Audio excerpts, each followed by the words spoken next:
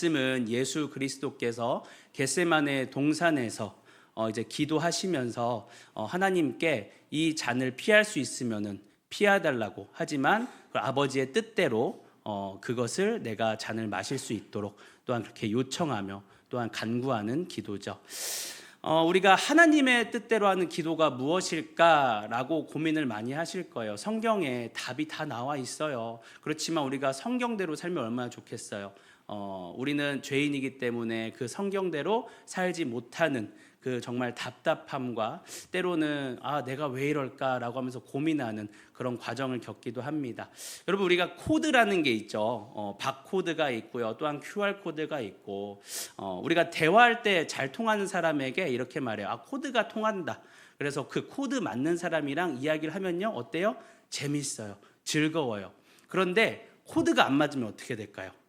나는 A를 이야기하고 그 사람은 B를 이야기하고 평행선을 달리게 되는 거죠. 그래서 내가 지금 벽이랑 대화하는 건가 라는 생각을 하기도 합니다. 맞습니다. 코드가 맞아야 접속이 되고 연결이 되고 또한 소통이 되는 것이죠. 기도도 마찬가지예요. 여러분들, 기도도 내가 하나님과 코드가 맞춰져 있나? 하나님께서 말씀하신 그 코드에 내가 맞추어 있나? 우리가 그래서 하나님의 뜻과 내 마음의 코드를 맞추는 과정을 기도라고 할 수 있을 거예요. 그래서 기도는 다시 말해서 하나님의 뜻을 분별해가는 과정입니다. 우리가 때때로 기도하지 않았어요. 그런 생각만 했어. 그런데 하나님께서 기도 응답을 해주실 때가 있어요. 예를 들어서 간단하게 내가 멜론이 먹고 싶어. 내가 생각만 했는데 여기서 멜론을 주고 저기서 멜론을 주네. 신기하죠. 우연일까요? 여러분, 우연이라고 생각하세요? 하나님 믿는 사람에게는 우연이 없습니다. 여러분, 하나님께서는 우리의 생각을 모르시는 분, 아시는 분. 그래서 여러분들, 우리가 때로는 생각만 해도 하나님께서 응답해 주실 때가 있어요. 그런데 반대로 나는 이렇게 기도했는데 왜 하나님이 응답해 주시지 않으실까라는 때가 있어요. 또 내가 원하는 대로 왜 응답해 주시지 않으시지? 라고 우리가 질문할 때가 있습니다. 과연 하나님과 말이 안 통하는 것일까? 아니면 내가 하나님께서 말씀하시는 방법을 모르는 걸까? 여러분, 어떻게 생각하세요? 처음에 코드를 이야기했습니다. 코드가 바뀐 거예요. 그러면 코드가 왜 바뀌었고 바뀐 이유가 무엇일까? 우리가 간절히 부르짖으면서 하나님을 만나요. 처음에는 우리는 나 중심으로 생각해요. 내가 부르짖으면 하나님 응답하시는구나. 그런데 성경을 자세히 보면요, 그 응답도 또한 그 기도의 코드도 어떤 분이 제시하시냐? 바로 하나님 아버지께서 제시하시는 거예요. 그래서 예레미야 33장 3절 말씀에 너는 내게 부르짖으라 내가 내게 응답하겠고 내가 알지 못하고 크고 비밀한 일을 내게 보이리라 라고 말씀하시고요. 이사야서 말씀에도 그들이 부르기 전에 내가 응답하겠다. 그리고 그들이 말을 마치기 전에 내가 들을 것이다 라고 말씀하십니다. 그런데 반대로 응답하시지 않는 경우가 있어요. 욥과 같은 경우가 있겠죠. 내가 주께 부르짖으나 주께서 대답하지 아니하셨다.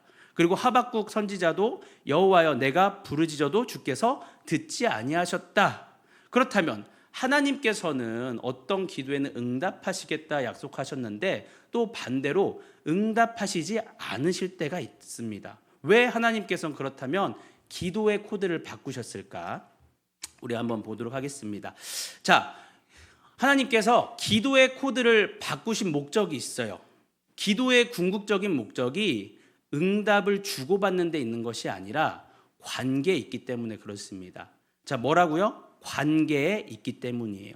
그러니까 결국 우리는 변한 코드를 통해서 하나님이 이제는 응답이 아니라 나와 또한 하나님과의 인격적인 교제, 소통을 원하시는구나 라고 알아차리게 되는 거예요. 그래서 기도는 하나님과의 인격적인 교제가 됩니다. 여러분, 인격적인 교제가 뭐예요? 인격적인 교제. 인격적인 하나님과 또한 그 하나님의 성품을 지닌 인격적인 인간이 서로 관계를 맺는 거예요. 그래서 기도하는 사람, 기도자는요, 기도를 통해서 하나님을 알아가게 됩니다. 하나님이 어떤 분이신가? 또 하나님이 내 삶에 어떤 일을 행하시는가? 이것을 발견하게 되는 거예요. 그러면서 점점 관계가 어떻게 돼요? 가까워지기 시작하는 거죠. 그래서 기도자는 하나님을 알기 위해서 성경을 읽습니다. 또 하나님을 만나기 위해서 예배의 자리에 참여합니다. 그리고 하나님의 뜻을 계속해서 분별해가는 과정을 나아갑니다.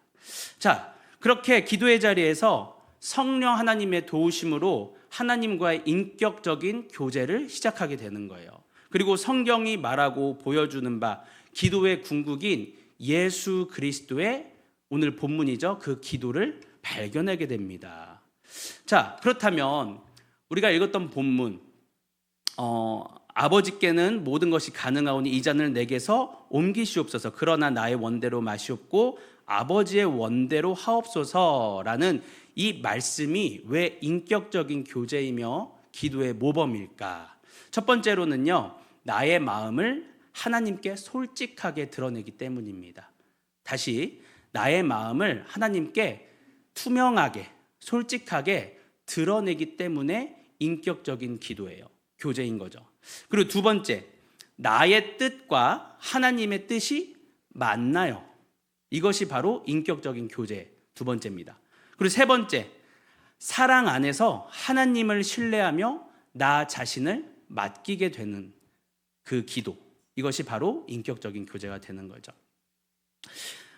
결론적으로 하나님은 기도의 자리와 또 그 응답을 통해서 우리가 하나님을 더 깊이 알고 사랑하고 신뢰하고 하나님의 뜻을 분별하고 또 무엇보다도 그리스도를 닮은 사람으로 변화되기를 원하십니다. 이것이 기도의 목적이고 또 기도의 결과가 되는 거예요. 그래서 우리가 기도를 통해서 하나님의 뜻을 발견할 수 있고요. 기도를 통해서 예수 그리스도를 닮아갈 수 있습니다. 여러분, 제가 중보기도 하기 전에 왜 기도에 대해서 이야기하냐? 바로 우리가 중보기도라는 것이 이 기도에 근거해야 돼요. 이 기도가 그리스도가 아니고서는 아무 의미가 없기 때문에 그렇습니다.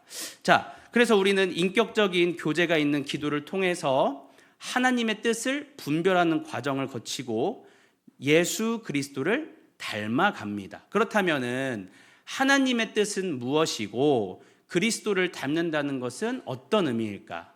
제가 이제 고등학교 때 청소년부를 이제 졸업하면서 이제 보통 청년부로 이제 넘어가게 되잖아요.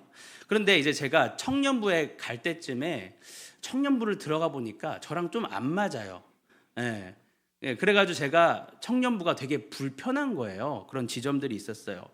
희한하죠. 이제 대학에서는 잘 지내고 사람들과 많이 어울렸는데 분명히 이제 형 누나들 있는 청년부, 제가 청소년부 때는 참 잘 지냈었는데 청년부라는 그 공동체 안에 소속되자마자 그냥 원래 친했던 형 누나들이 굉장히 불편해지는 거예요.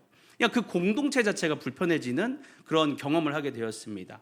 그래서 제가 회피를 했습니다. 군대로 도망을 쳤어요. 이제 군대로 입대해서 또 군대에서도 이제 뭐 간부들과도 또 병사들과도 잘 지냈어요. 다행히 제가 이제 군종병이었기 때문에 주일에 휴가를 잘 안 나가서 이제 제가 원래 섬기던 교회 예배를 잘 안 가게 된 거예요. 어떻게 보면 참 감사하다라는 생각을 하기도 했어요.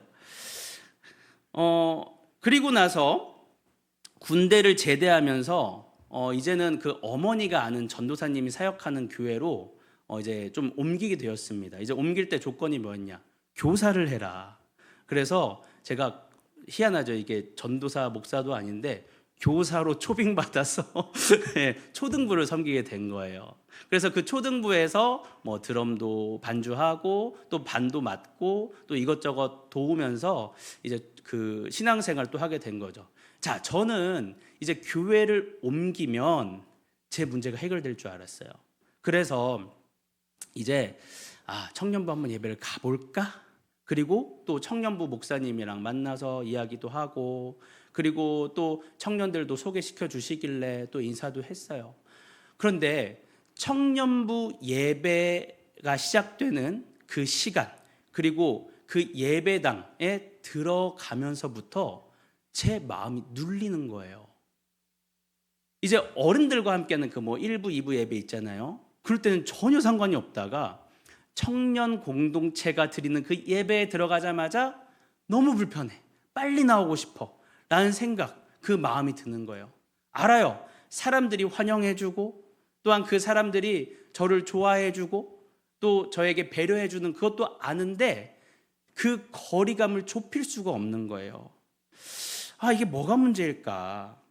그래서 청년부 모임도 억지로 하면서 했는데도 그 마음, 거리감이 좁혀지지 않더라고요. 예배도 불편하고 청년부 모임도 불편하고, 그리고 청년들 이제 초등부에도 청년들이 있었는데 거기는 안 불편한데, 그런데 이상해요. 청년부만 가면 불편해지는 거예요. 야, 이게 진짜 내가 문제가 있다 라고 생각했기에, 그러면서 이제 기도를 시작했었죠. 제가 생각해 보니까 한 5년 정도를 그렇게 고민하면서 기도를 했던 것 같아요. 기도원도 찾아갔고요. 그리고 우리가 주중에 선교단체가 드리는 예배들이 있잖아요. 거기도 찾아갔어요. 기도하고 또 찬양하고 예배하고, 또 여기저기 이제 보통 중형교회나 소형교회 같은 경우에는 이제 내가 드러나기 때문에 이제 큰 대형교회 이제 금요 기도회나 다른 예배들이 있을 때, 그때 거기 가서 아무도 나를 모르는 그 상태에서 이제 주님을 부르짖고 또한 기도하고 소리치면서 울고불고 했던 거죠. 그러면서 내가 이 문제로 인해서 하나님을 찾게 되는구나. 그리고 하나님과 또 만나게 되고, 그 만남을 통해서 하나님이 무엇을 부어주시냐? 바로 하나님의 사랑을 부어주시는 거예요. 이 문제를 통해서 하나님을 만나고 하나님을 알게 되고 하나님이 나에게 사랑을 부어주시는 경험을 하게 된 거죠. 그러면서 그 사랑의 확증이신 예수 그리스도를 확고히 붙잡는 시간이 되었던 것 같아요. 그러면서 저의 문제를 또 살펴보게 된 거예요. 사람들 잘 지내고 사람들과 잘 만나는데 하나님을 앞에 두고 하나님을 중심으로 그 사람들과 교제했던 것이 아니라, 하나님은 앞에 두고 그냥 내가 원하는 대로 사람들을 만나왔던 제 자신을 발견하게 된 거예요.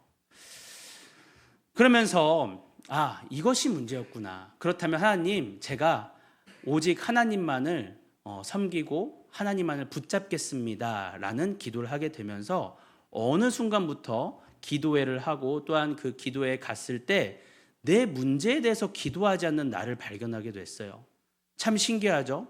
문제 때문에 찾아갔는데 그 문제를 더 이상 기도하지 않게 되고, 무엇을 기도했을까? 바로 나라를 위해서 기도했어요.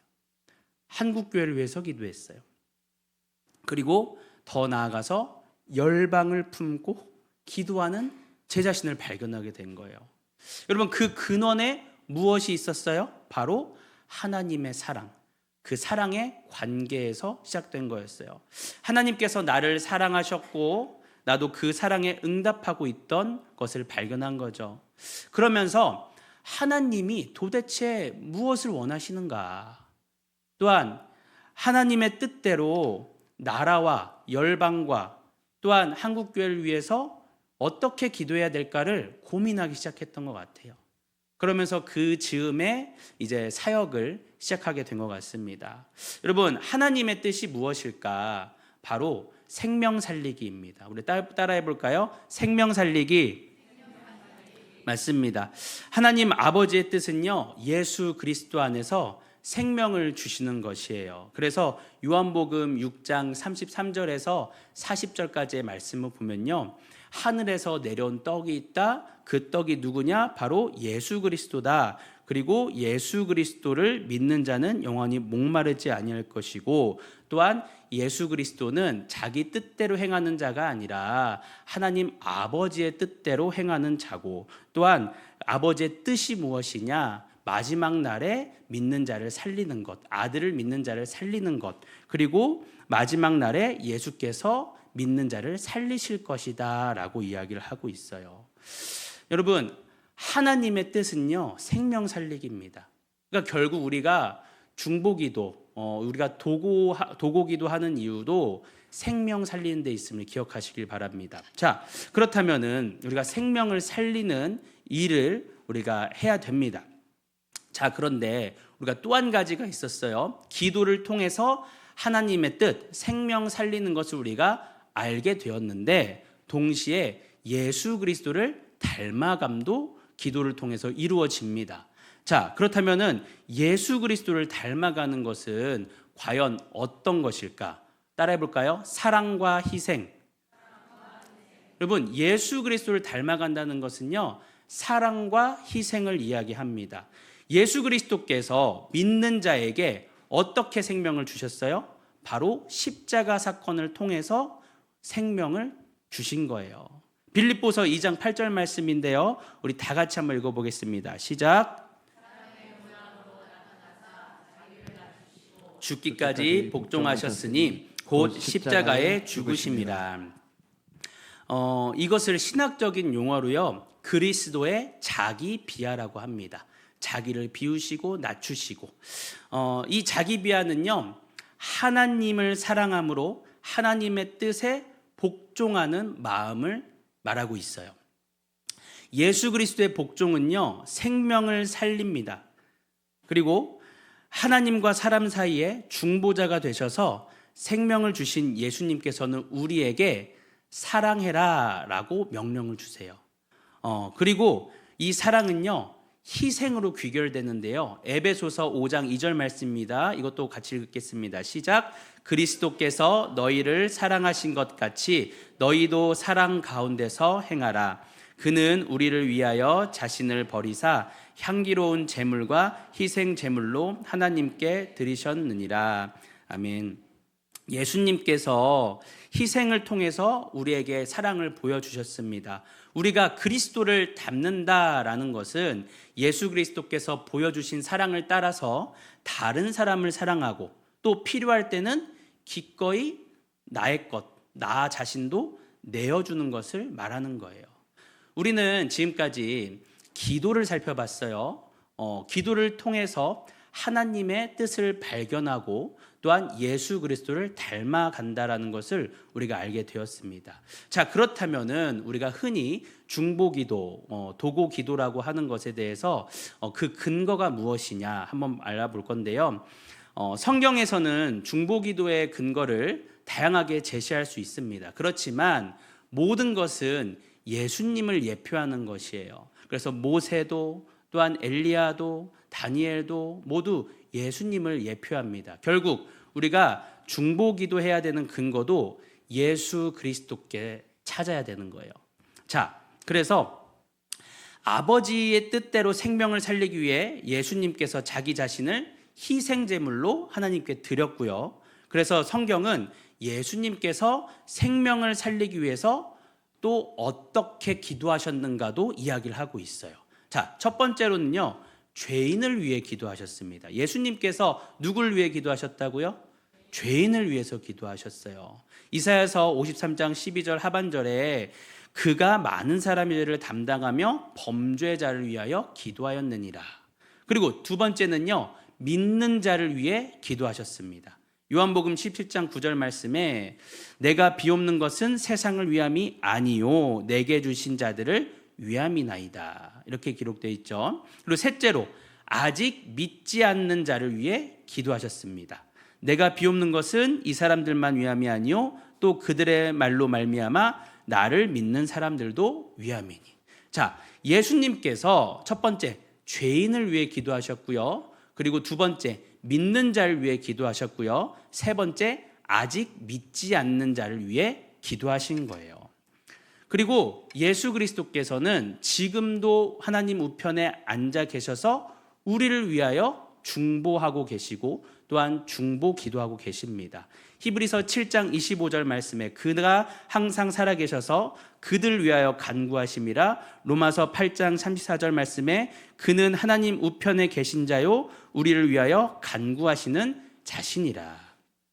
여러분, 그러니까 우리가 중보기도라고 하는 것은 성경에는 없지만 우리가 중보자 되신 예수 그리스도께서 하나님과 인간 사이를 회복시켜 주셨고, 유일한 중보자 되신 예수 그리스도께서 하나님과 인간 사이를 회복시켜 주셨고, 그렇기 때문에 우리 또한 예수님의 그 희생과 또한 중보 사역에 감사함으로 남을 위하여 기도하는 것, 그러니까 결국 우리가 이제 도고라고 하는 우리가 중보 기도로 나아가야 되는 것이죠.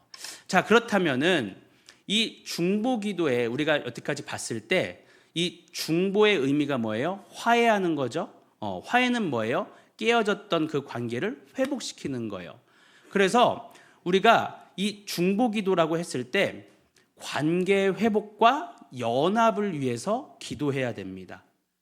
뭐라고요? 관계 회복과 연합을 위해서. 그러니까 우리가 흔히 기도할 때 어떠한 상황에 대해서 기도하기도 하고요. 또한 우리가 무엇인가 또 얻게 해달라고 필요를 위해서 기도해요. 기도하셔야 돼요. 그런데 우리가 지금 살펴볼 것은 관계 회복과 연합의 의미가 있음을 좀 기억하시면 좋을 것 같아요. 자, 그렇다면 예수님께서 지금도 하나님 우편에 계셔서 우리를 위하여 기도하시는데 왜 기도하고 계신 걸까? 그냥 하나님 아버지의 뜻이기 때문에? 아니죠. 뭐라 그랬어요? 사랑. 하나님 아버지의 사랑에 기인하고요. 또한 예수 그리스도께서 그 사랑으로 우리를 사랑하시기 때문에 기도하고 계신 거예요.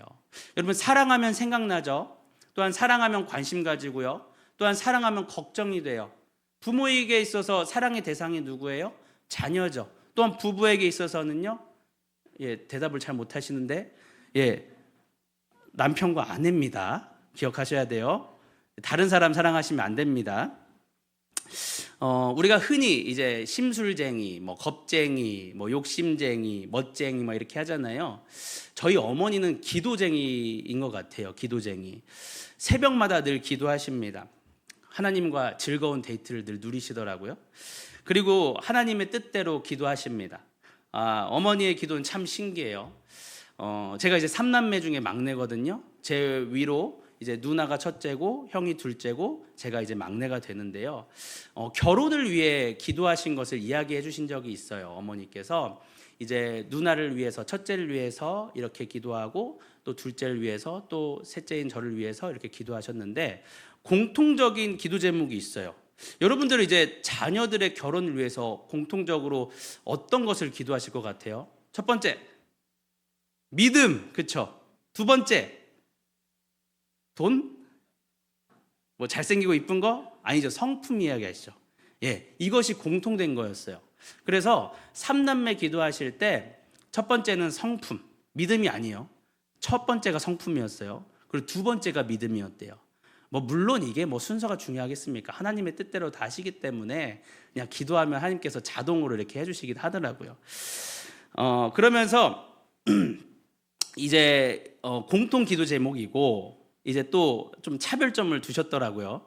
이제 누나에게는 좀 경제적으로 넉넉한 사람을 좀 만날, 그 집을 만날 것을 기도하셨고, 또 형에게는 믿음이 더 좋은 사람, 신앙생활을 더 잘하는 사람, 이것을 기도했고요. 그리고 셋째인 저는 뭐라고 한지 기억이 안 나요. 아무튼 좋은 기도 많이 해주셨을 거예요. 그러니까 이 자리에 있겠죠. 그런데 가장 잘 맞는 사람을 주셨다. 아멘. 그래서 참 신기하게 이 기도 제목이 다 응답되었어요. 이게 참 신기하다. 이게 그냥 정욕대로 구한 것도 아닌데 왜 그렇게 기도에 응답을 하셨을까라고 했을 때 과연 이것이 그냥 단순히 주고받는 관계 이런 것이 아니라 하나님과의 그 깊은 교제, 깊은 사랑 안에서의 관계 때문에 그런 것이 아닐까? 저는 이제 좀 추측을 해봤어요. 여러분, 죄로 얼룩진 세상에서 예수님이 이 땅에 오신 목적은 이 피조 세계의 회복에 있습니다. 그러니까 하나님과 사람과의 관계 회복을 위한 중보자로서 이 땅 가운데 오셨어요. 그렇다면 예수님께서 우리를 위해 기도하신 이유가 무엇이냐? 하나님과 우리의 관계 회복이고 또한 연합을 위해서 기도하고 계십니다. 여러분, 교회에게 사랑하라라는 명령이 주어졌어요. 그런데 이 사랑하라가 너만 사랑하라, 또 나만 사랑하라 이게 아니라 서로 사랑하라예요. 그러니까 서로를 위해 사랑하라라는 명령과 동시에 서로를 위해 기도하라라는 명령도 주셨어요. 야고보서 5장에도 서로를 위해 기도하라라고 명령하셨죠. 예수 그리스도의 이 중보기도, 우리를 위해 기도하시고 자신을 내어주신 예수님의 사랑에 참여하는 것입니다. 그러니까 결국 우리가 중보 기도자로서, 또한 중보적인 기도자로서 우리가 기도할 때 예수님의 사랑에 참여하는 거고, 또한 예수 그리스도와 연합 안에서 성도 간의 연합을 위해서 기도해야 된다는 거예요. 그러니까 다시 말해서 우리가 중보 기도자로 또한 우리가 기도할 때, 또한 그리고 그 가운데 예수 그리스도의 연합이 첫 번째고, 그리고 그 연합을 이루는 동시에 성도 간의 연합을 추구해야 되는 거예요. 그러니까 우리가 단순히 이 사람 병 낫게 해주세요, 물론 그렇게 기도하셔야 됩니다. 그런데 동시에 이 사람의 영혼이 하나님과 더 가까이, 또한 이 사람이 하나님의 일하심을 경험할 수 있도록, 또한 이 사람의 정말 그 영적인 눈이 뜨여서 하나님을 뜻을 분별하고 그리스도를 닮아갈 수 있도록 기도해 주셔야 된다는 거예요. 자, 우리의 기도가 이렇든 저렇든 간에 우리는 반드시 기도해야 됩니다. 필요를 주님께 구해야 되고요, 우리의 상황과 문제를 가지고 주님 앞에 나아가야 돼요. 왜냐하면 성령 하나님께서 친히 우리를 위해 간구하고 계시기 때문입니다. 그래서 하나님의 때에 하나님의 방법으로 하나님의 주권대로 일하십니다. 그래서 우리의 기도는 땅에 떨어지지 않는 거예요. 하나님께서 그 기도를 흠양하십니다. 여러분, 그렇기 때문에 우리가 날마다 기도해야 되고, 또 하나님의 뜻을 분별하며 기도해야 되고, 또한 동시에 우리의 필요를 구하면서 기도를 해야 돼요. 제가 이제 아내랑 이제 한 만 7년을 만나고 연애를 하고 8년째 결혼을 했습니다. 연애하는 중에 좀 힘든 시간들이 있었어요. 그래서 헤어져야 되나 라는 생각을 하기도 했어요. 좀 종종 했습니다. 그런데 아내와 교제할 때 첫 마음이 그것을 못하게 했어요. 왜냐하면 아내랑 이제 교제할 때 첫 마음이 이 마음이었어요. 예수 그리스도께서 나를 포기치 않은 사랑으로 사랑하신 것처럼 내가 만나는 사람을 사랑하겠다. 왜 웃으시죠? 갑자기 귀에서 삐소리 나는데? 네. 그렇게 결단을 했어요. 그러고 나서 아내를 만난 거예요. 그러니까 이제 주님과의 또 약속이고, 동시에 그 한 남자로서 또 결단을 했기 때문에 사실 갈등도 많이 했지만, 그러면서 아내를 위해서 기도를 했습니다. 물론 우리에게 있는 문제 상황을 놓고 기도했었지만, 동시에 두 사람이 하나님을 붙잡고 예수 그리스도를, 또한 예수 그리스도의 복음을 경험하기를 계속해서 기도했던 것 같아요. 그래서 좀 관계를 그만두고 또 헤어지고 싶을 때마다 참 신기하게도 하나님께서 아내도 변화시키시고 저도 변화시키시는 기적을 경험하게 된 거예요. 그러면서 알게 됐어요. 하나님이 이 만남을 기뻐하시는구나. 아멘. 네, 아멘. 그러면서 하나님은 변화를 원하시는구나. 그리고 변화를 하기 위해서는 기도해야 되고, 기다리고, 또 하나님의 통치와 다루심을 받는 삶이 되어야겠구나 라는 것을 하나님이 알려주신 거예요. 그럼 우리가 기도하지 않으면 우리가 지식으로 알지만 우리가 행동으로 행할 수가 없어요. 성경에 많은 기도의 내용들이 나와 있습니다. 그 중에서 바울의 기도를 통해서 이제 중보 기도에 대해서 살펴보고 마무리를 하려고 합니다. 에베소서 3장 14절에서 21절 말씀인데요. 에베소 교회를 위한 바울의 기도입니다. 제가 읽을게요. 이러므로 내가 하늘과 땅에 있는 각 족속에게 이름을 주신 아버지 앞에 무릎을 꿇고 비노니 그의 영광의 풍성함을 따라 그의 성령으로 말미암아 너희 속사람을 능력으로 강건하게 하시오며 믿음으로 말미암아 그리스도께서 너희 마음에 계시게 하시옵고 너희가 사랑 가운데서 뿌리가 박히고 터가 굳어져서 능히 모든 성도와 함께 지식에 넘치는 그리스도의 사랑을 알고 그 너비와 길이와 높이와 깊이가 어떠함을 깨달아 하나님의 모든 충만하신 것으로 너희에게 충만하게 하시기를 구하노라. 이거는 같이 읽게 20절부터 21절 시작. 우리 가운데서 역사하시는 능력대로 우리가 구하거나 생각하는 모든 것에 더 넘치도록 능히 하실 이에게 교회 안에서와 그리스도 예수 안에서 영광이 대대로 영원 무궁하기를 원하노라. 아멘. 바울은요, 에베소 교회 성도를 위해 하나님께 무릎을 꿇습니다. 우리가 중보 기도자로 섰을 때 우리는 그 사람을 대신해서 또 하나님께 기도하며 나아가는 우리의 역할이 또 주어집니다. 그 사람을 하나님께 올려드리는 거예요. 그 사람의 또한 그 아픔과 또한 상처와 또한 그 문제들을 정말 주님의 마음을 가지고 또한 주님 앞에 나아가는 것이죠. 제가 이 중보기도 세미나를 준비하면서요, 몇 날 며칠 준비했어요. 참 근데 마음대로 안 되는 거예요. 마음에 성에 안 차고 또 바꾸고 또 계속해서 바꾸고 하다가 너무 답답하길래 그래서 이제 제가 준비하는 동안에 이제 1층 내려가서 기도를 좀 했거든요. 답답한 마음에. 그런데 제 기도를 하려다가 보니까 갑자기 이렇게 앉아 계신 성도님들이 생각이 나는 거예요. 내가 이것 때문에 이렇게 답답한데 우리 교회 성도들은 얼마나 또 답답할까? 또 각자가 가지고 있는 또 겪고 있는 그 상황과 환경이 또 그 문제가 또 얼마나 힘들까?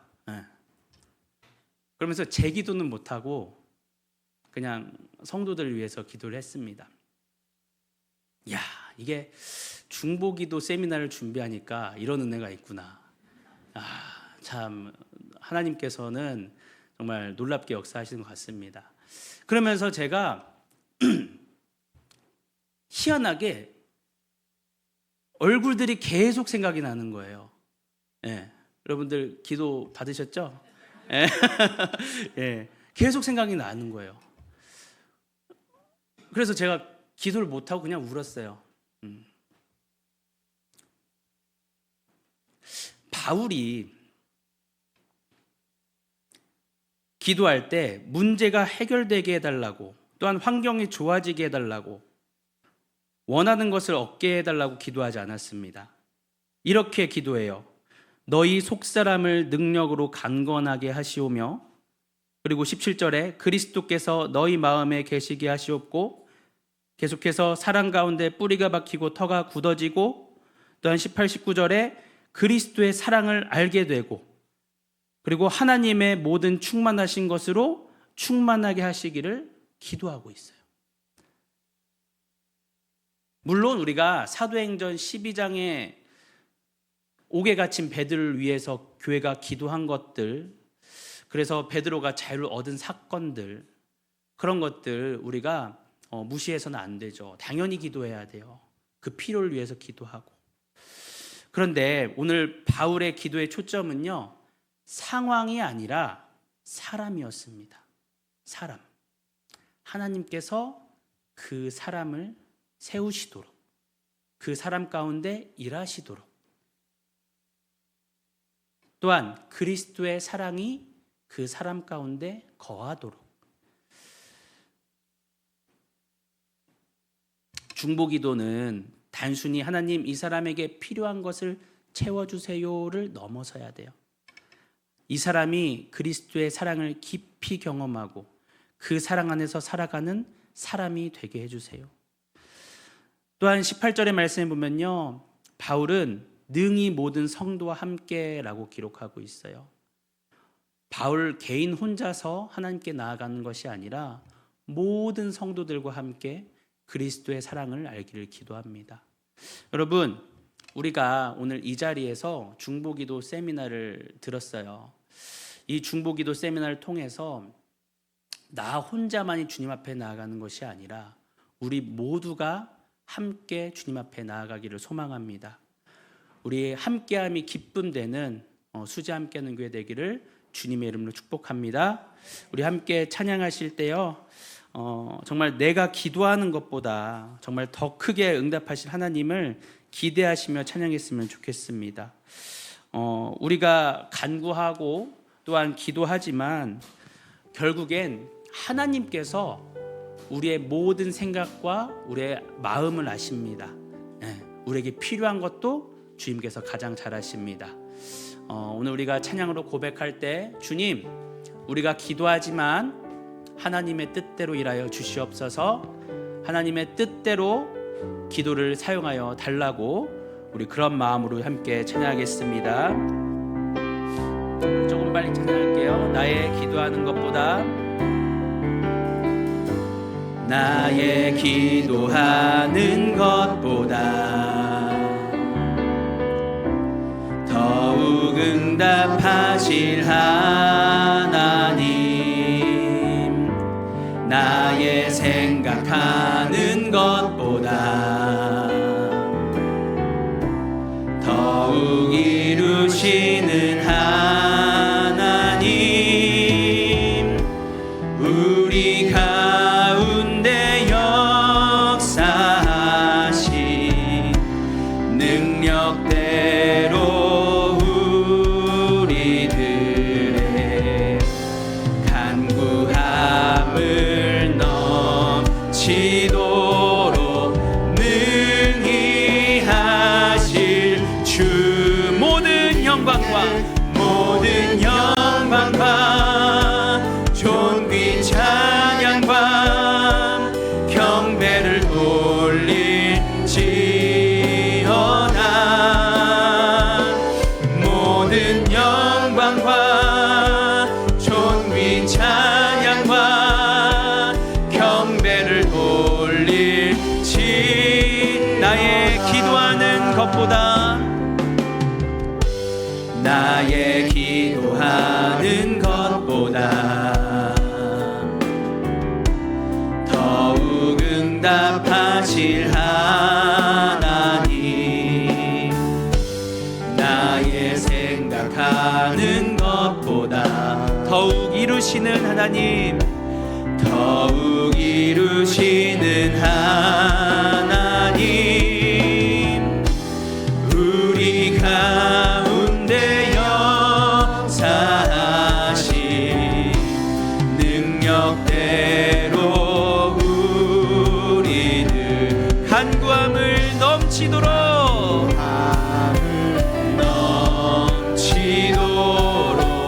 늘 우리 시간 믿음의 두 손 들고 찬양합니다. 모든 영광과 존귀 찬양과 경배를 돌릴지어다. 모든 영광과 존귀 찬양과 경배를 돌릴지. 우리 가운데 역사하신, 우리 가운데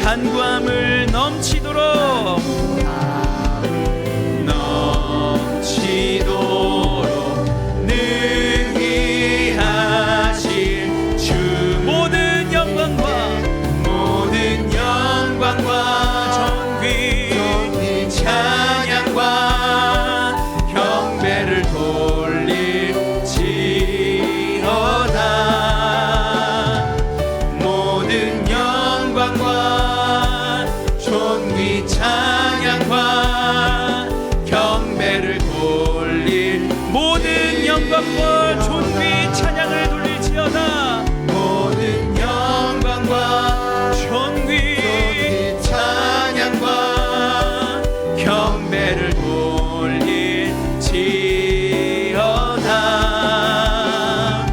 모든 영광과 존귀 찬양과 이 시간 우리의 기도를 들으실 주님께 주님 이름 외치며 기도합니다. 주여